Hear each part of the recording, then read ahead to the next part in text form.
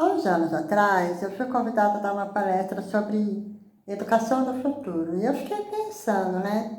Porque, por um lado, eu sou filha do Rubem Alves, que sempre defendeu esse lado muito sensível, humano, da educação, da beleza da vida. E, por outro lado, eu, Raquel, adoro tecnologia. Adoro, né? Então, o que é a educação do futuro? E eu fiquei pensando, né? E eu me dei conta que pegando, varrendo a história, desde a história antiga, faraós, Grécia Antiga, né? Eu já falei de 4.500 anos atrás, Grécia, os faraós, né? Daí Grécia Antiga, 1.500, 2.500 anos atrás. Daí vamos chegando época feudal e chegando classicismo, aquelas coisas que a gente estuda na escola, né? Até chegar nos dias de hoje que a gente tem cidades enormes, metrópoles com arranha-céus e tudo mais. As coisas mudam demais, a arquitetura muda, o jeito de viver muda, a ciência evolui, a tecnologia evolui. Então, como que a gente vai saber o que vai ser daqui a 50 anos? Não tem. Eu tenho 47 anos de vida e quando eu era criança o telefone ficava preso no lugar, né? Daí depois veio o telefone sem fio, celular, daí internet discada, internet banda larga, os carros mudaram, tudo muda, gente, tudo muda. Só tinha talão de cheque, agora tem cartão de crédito, débito, agora tem Pix. Então, assim, como que a gente vai conectar com o futuro? Será que a gente tem essa capacidade de projetar no futuro? O que vai ser? Então, como que eu vou garantir que a educação vai estar alimentando o futuro? Ela vai estar ligada com o futuro, vai estar dialogando com ele. Só tem um jeito, que ao longo de todos os tempos, desde os faraós que eu comentei até hoje, uma coisa, ela se mantém a mesma, que é o ser humano. O ser humano é ser humano desde 5.000 anos atrás. E com a sua capacidade de pensar e de sentir, claro. A gente foi lapidando e aprimorando isso ao longo do tempo. Mas o ser humano é ser humano. E a gente não muda tão rápido assim quanto a tecnologia muda. Então, se a gente quiser olhar para o futuro, a gente tem que pensar no ser humano.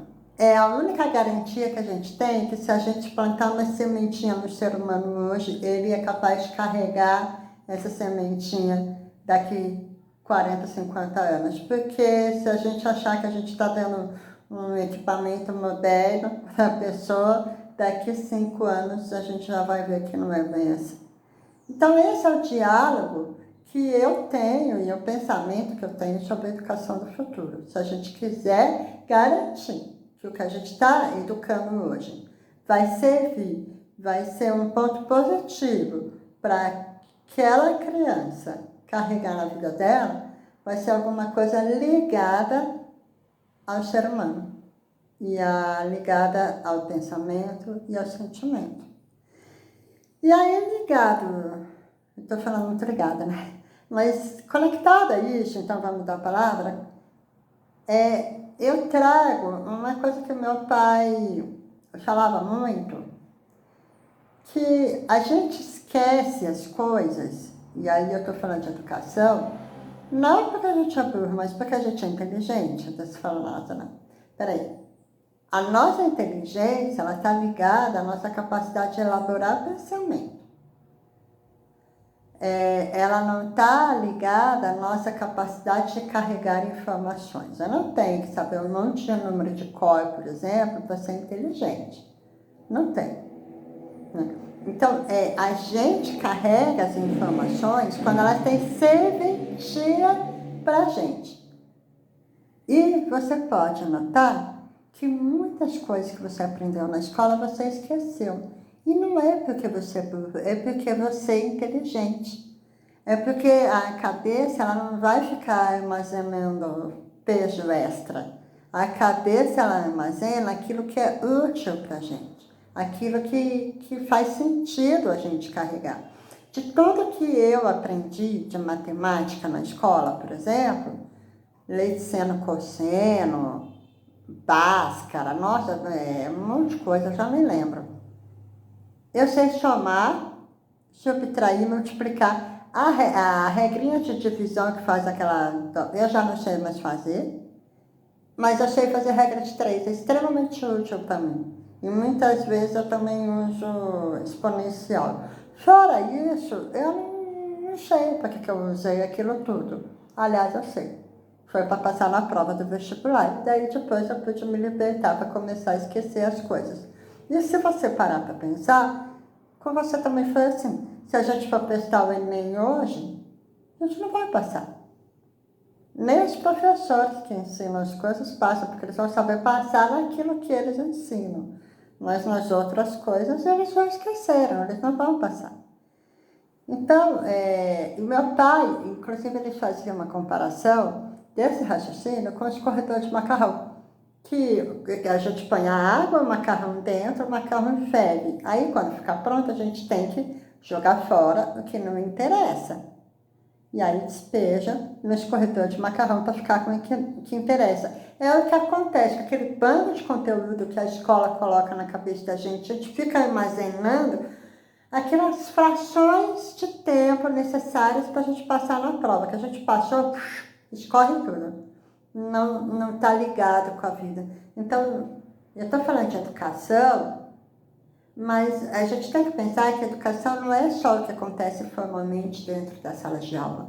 Educação é o que acontece na vida, na relação, nas nossas conversas. O que eu estou conversando com você serve para alguma coisa? Você tem sentido você armazenar o que eu estou falando? Né? Então, assim, isso acontece no nosso dia a dia o tempo todo.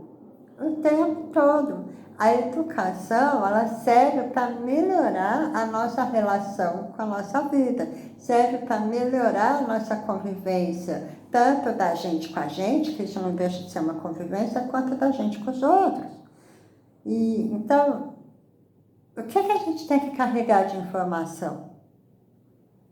Vamos correr tudo e conectar as informações que a gente precisa com o fato da gente ser ser humano, da gente ser ser humano.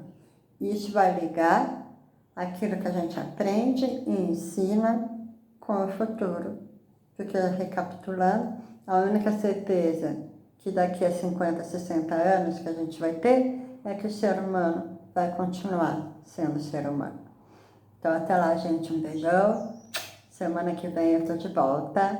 E semeando o futuro, plante hoje para colher amanhã. Plante coisas de pensar, plante coisas de sentir, que o ser humano vai continuar pensando e sentindo. Eu espero para sempre.